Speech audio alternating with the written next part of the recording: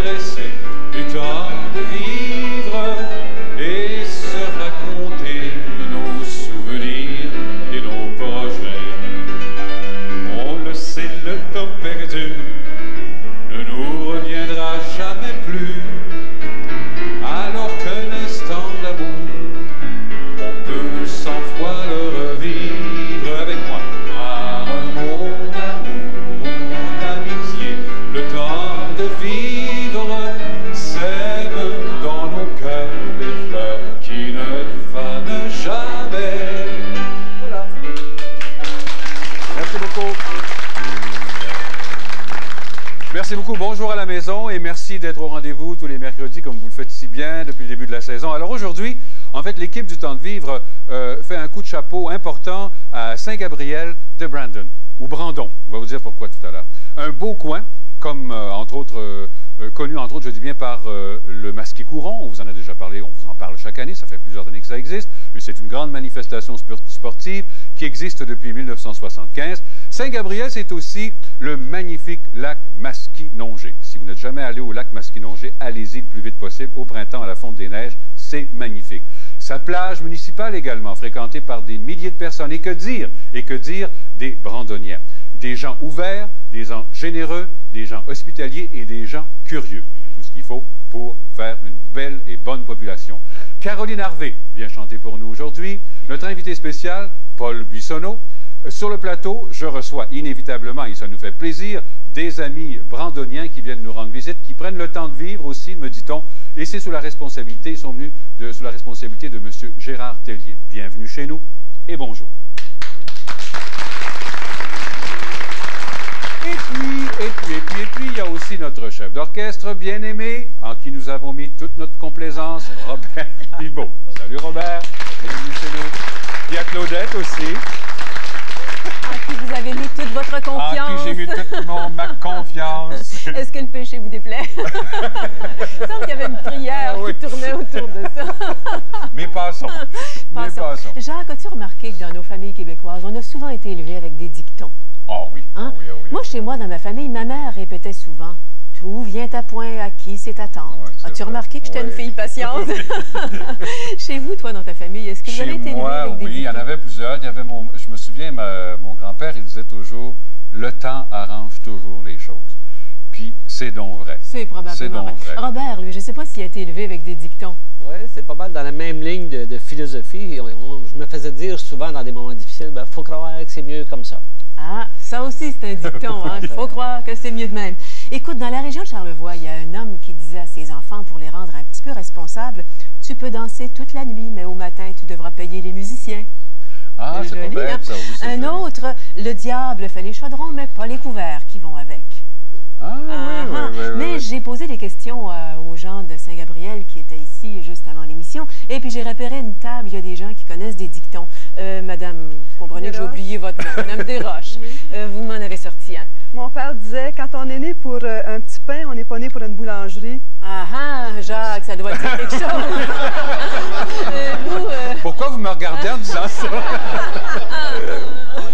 Patience et longueur de temps valent mieux que force et rage. Ah, patience et longueur de temps valent mieux que force et rage. Et M. Comeau? Et rien n'est plus fidèle qu'un miroir. Il réfléchit toujours et dit toujours la vérité. Voilà. Sais-tu que M. Comeau a une émission à la télé communautaire et qu'il finit toujours son émission avec un dicton? Alors, on va se téléphoner, nous. C'est fun parce que dans les dictons, il y a toujours une grosse vérité de cachée habituellement. Il faut que je t'en raconte une parce que, à tout le monde, parce que je ne l'ai jamais raconté à la télévision, c'est mon arrière-grand-mère, ça que j'ai très bien connu parce qu'on était 5 générations dans la maison. Et vous savez, quand on allait sur la plage, il y avait à un moment donné, il y a eu une mode où les maillots de bain pour hommes étaient un petit peu serrés. Je ne me souviens plus dans quelle année, mais assez pas mal serrés. Donc, des fois... On voyait des choses qu'on n'avait pas besoin d'imaginer. Exactement. Puis mon arrière-grand-mère, elle se promenait avec sa robe et puis elle se promenait sur le bord de la plage puis elle disait... Puis des fois, ma mère disait « Oh, regarde donc le beau monsieur qui s'en vient parce qu'il y avait un petit maillot assez serré. » Mon arrière-grand-mère disait toujours à ma mère « Ma fille, grande annonce, petit magasin. » Je l'ai jamais oublié, ça. Je voudrais bien terminer avec quelques dictons qui annoncent le temps. Par exemple, pour le roi, un pas d'oie. À la Chandeleur, une demi-heure. Et si je me trompe, là, vous me le direz. Vieille douleur, pluie de malheur, hein, les rhumatismes. Ouais. Saut de crapaud, nous aurons de l'eau. Et puis le dernier que je vous ai gardé, quand le coq chante à la veillée, c'est qu'il a la queue trempée.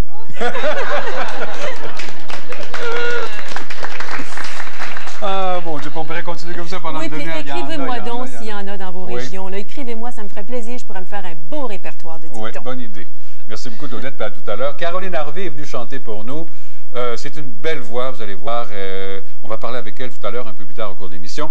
La chanson qu'elle va nous faire en premier lieu, c'est une chanson qui est signée d'un gars qui est très populaire en ce moment, dont on parle de plus en plus, qui s'appelle Richard Desjardins. Ça s'appelle « Le cœur est un oiseau ». Voici avec grand plaisir Caroline Harvey.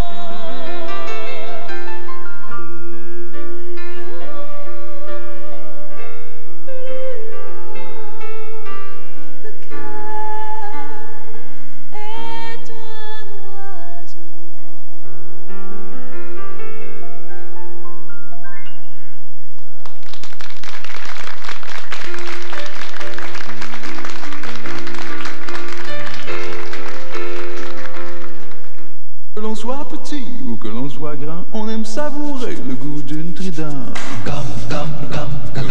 Pour les petites émotions, les grandes sensations, quand t'as vraiment le goût, trident le goût. C'est la vente d'ici. siècle chez La Liberté Fourrure. Plus de 150 fourrures à sacrifier en bas de leur prix coûtant. Par exemple, le manteau de chat sauvage à sacrifier à partir de 499 à 1299 $. Manteau court de fourrure à sacrifier à partir de 249 à 599 $. 30% de rabais du prix La Liberté sur une centaine de visons de qualité supérieure, collection couturier. C'est la vente du siècle. Chez La Liberté, 124 ans d'expérience. L'ivresse de leur séduction.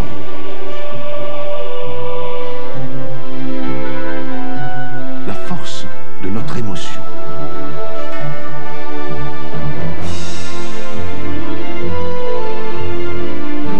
L'envoûtement des Jeux Olympiques. L'hiver comme vous ne l'avez jamais senti. Albertville 92, du 7 au 23 février, en exclusivité à Radio-Canada. Prenez la route d'Avonlea et retrouvez l'univers romanesque d'Anne, la maison au pignon vert. Une évocation brillante d'une époque riche d'aventures. Une réalisation impeccable mettant en vedette une toute nouvelle génération de personnages attachants et espiègles. Un hymne à l'enfance inspiré de l'œuvre de Lucy Maud Montgomery. Voyez la série qui a soulevé l'enthousiasme du public et de la critique d'un océan à l'autre. Les Contes d'Avonlea, demain, 20h. Votre maison, c'est un peu vous, un lieu qui vous ressemble, le refuge qui protège votre intimité. Votre maison, c'est votre bien le plus précieux. C'est pourquoi il y a un magazine télévisé pour tous les propriétaires et locataires qui s'intéressent au domaine de l'habitation. Avec des reportages sur l'achat et la rénovation. La décoration et l'aménagement extérieur.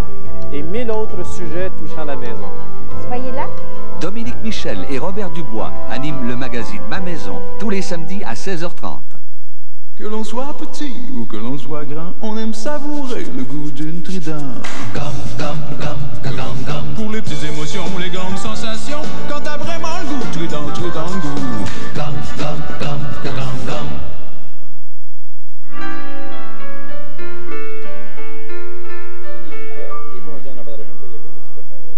On est en train de parler avec mon invité, monsieur. D'abord, je dois vous dire qu'il a un goût très défini pour les sports d'hiver. C'est sûrement pour ça qu'il ne fait pas ses 67 ans, j'en suis convaincu. Il est venu nous parler de lui et de sa passion. Il s'appelle monsieur Gérald Tellier. Bonjour, monsieur Tellier, bienvenue chez nous. Bon, vous êtes à la retraite, monsieur Tellier, depuis 1 an et demi à peu près. Qu'est-ce que vous faisiez comme métier avant? J'étais dans la vente. J'ai débuté dans la vente de pain et gâteaux. Ah bon? Je me suis dirigé après ça dans la vente de vêtements, ce qui était mon rêve. Depuis longtemps, je regardais les gars de magasins chics. Puis ça m'avait donné le goût. Et j'ai fait ça pendant 40 ans. Pendant 40 ans, vous avez vendu... J'ai vendu ce que je disais, de la guenille. De la guenille. Mais de la bonne guenille. Mais de la guenille de qualité. C'est ça. Bon. Donc, ça veut dire que quand on vend de la guenille comme ça, on connaît tout le monde, puis tout le monde nous connaît. Hein? Quand on est vendeur dans un magasin... C'est l'avantage. C'est l'avantage. Vous avez trouvé des avantages à ça? Oui. Il faut surveiller peut-être dans certaines occasions, mais bon, c'est agréable parce que ça devient quasiment pas des clients, mais des amis, assez souvent. Là. Sûrement. Les sports d'hiver, on va en venir tout de suite à ça. D'où est-ce que ça vous est venu, ce goût pour les sports d'hiver? Mon père est un sportif. Il nous a initiés jeunes au sport. Mais si on regarde surtout le ski, en fait, c'est le sport qui m'occupe le plus. C'est vers les années 38. On demeurait à Joliette, on est déménagé à Saint-Gabriel. Et à ce moment-là, il y avait un projet dans l'air. Ça fait 50 ans l'année dernière. Ça fait 50 ans. Alors, il avait engagé un nommé Herman Johansson, un Norvégien. Pour Rabbit, c'est ça, Jack Rabbit. Pour tracer, faire installer du ski du temps, là, qui était le cross-country ou le ski de fond aujourd'hui, puis du ski alpin, mais pas la même forme qu'aujourd'hui, en fait. C'est à partir là que j'ai eu la piqûre, on peut dire. Alors, M. Rabbit, il vous a influencé, qu'on le veuille ou non? Oui, il m'a influencé dans ça au départ, là.